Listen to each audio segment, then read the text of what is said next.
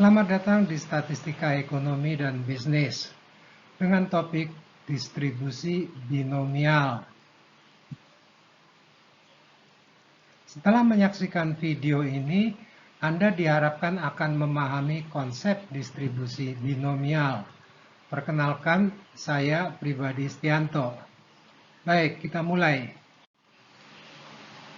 Jadi, capaian pembelajarannya adalah pertama, mampu memahami adanya beragam model distribusi probabilitas teoritis variabel random discrete. Kemudian memahami situasi nyata yang dapat didekati dengan model distribusi binomial. Yang ketiga adalah mampu menggunakan formula probabilitas binomial untuk pemecahan masalah. Dan keempat adalah mampu menggunakan fasilitas pada Excel dalam melakukan penetapan nilai probabilitas binomial. Sehingga materinya meliputi distribusi teoritis variabel random discrete. Kemudian distribusi binomial. Selanjutnya penggunaan Excel pada distribusi binomial. Baik, kita mulai. Distribusi teoritis variabel random discrete. Selanjutnya dinyatakan secara singkat distribusi variabel discrete. Mengapa itu diperlukan? Untuk apa kita mempelajarinya? Begini jawabannya. Pertama, dunia nyata yang sedang dihadapi hampir selalu belum menyediakan probabilitas-probabilitas yang diperlukan. Berapa probabilitas akan mendapatkan sejumlah produk cacat pada pemeriksaan kualitas misalnya? Atau berapa probabilitas antrian di pintu gerbang tol akan lebih dari 10 kendaraan pada hari dan jam tertentu misal yang lain? Beruntungnya matematika menyediakan beragam pendekatan untuk digunakan guna mengukur kebolehjadian terjadinya peristiwa-peristiwa nyata dalam keseharian kita. Model matematika selalu menyertakan sebuah atau lebih parameter untuk diisi sesuai dengan kondisi spesifik penerapannya. Parameter tersebut umumnya merupakan hasil empiris untuk peristiwa atau untuk situasi yang sedang diamati.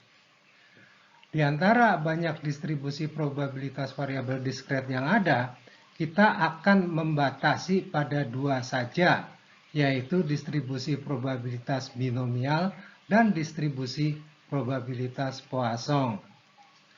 Pada distribusi binomial, parameter yang diperlukan adalah besarnya probabilitas peristiwa sukses dalam populasi. Pada distribusi Poisson nanti akan kita lihat, kita akan cukup mengetahui besarnya rata-rata banyaknya kejadian dalam satuan interval tertentu. Pada distribusi Poisson ini rata-ratanya disimbolkan dengan huruf Yunani lambda. Catatan, ada satu distribusi yang dapat menjadi model distribusi discrete maupun kontinu. Namun kita akan membahasnya untuk distribusi probabilitas variabel random kontinu. Itu adalah distribusi uniform. Kita bahas distribusi probabilitas binomial. Latar belakang situasi macam apa yang akan didekati dengan distribusi binomial? Begini jawabannya. Pertama adalah apabila eksperimennya terdiri atas sejumlah tertentu percobaan atau trial. Jadi, untuk eksperimen bertanya kepada konsumen, perlu dinyatakan bertanya kepada berapa orang. Eksperimen memeriksa kualitas produk, perlu menyatakan berapa produk yang diamati. Berapanya itu merupakan sebuah nilai hasil penghitungan, bukan pengukuran. Jadi hasil penghitungan itu 0, 1, 2, 10 barangkali atau 100 dan seterusnya. Kedua, trialnya mempunyai dua kemungkinan hasil, dinyatakan sebagai sukses dan gagal yang mutually eksklusif. Hasil sukses adalah untuk peristiwa yang menjadi perhatian. Bila yang ingin diketahui adalah probabilitas produk cacat, maka peristiwa produk cacat merupakan peristiwa sukses. Bila yang diamati adalah jumlah kecelakaan, maka peristiwa kecelakaan adalah peristiwa sukses. Ketiga, probabilitas peristiwa sukses adalah konstan pada setiap trial. Probabilitas sukses ini disimbolkan dengan P. Karena sukses dan gagal bersifat mutually eksklusif, maka probabilitas peristiwa gagal 1 minus P juga akan konstan. Probabilitas gagal 1 minus P ini disimbolkan dengan Q. Izinkan menjelaskan lebih jauh tentang percobaan sebelum membahas ciri yang keempat. Dalam percobaan berupa pengambilan sampel, ada istilah dengan pengembalian dan istilah tanpa pengembalian.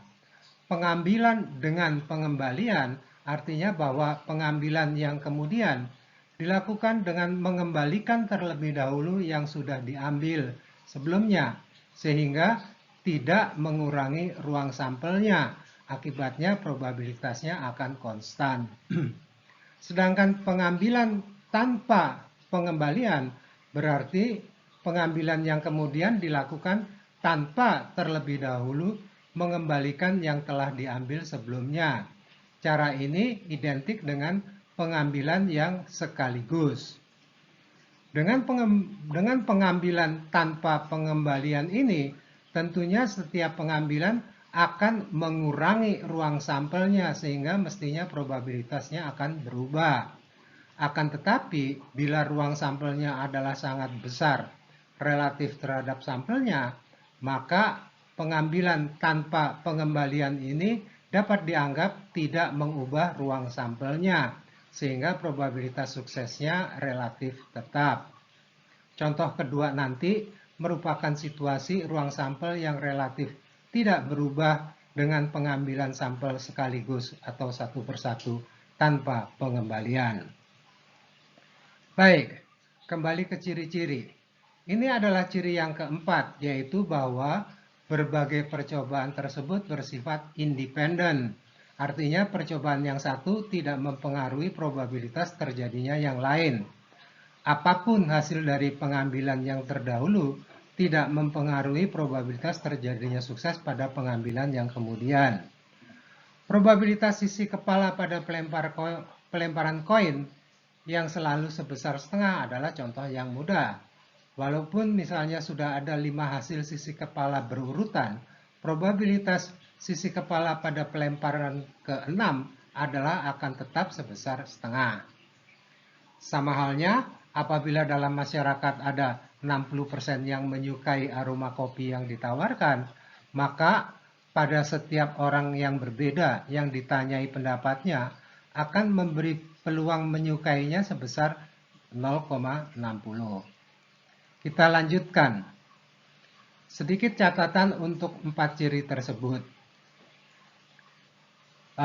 Butir 2, 3, dan 4 merupakan proses Bernoulli bersama dengan butir 1 menjadi eksperimen binomial. Catatan lainnya adalah bahwa variabel random binomial berupa banyaknya peristiwa sukses dalam N eksperimen yang dilakukan. Kita lanjutkan.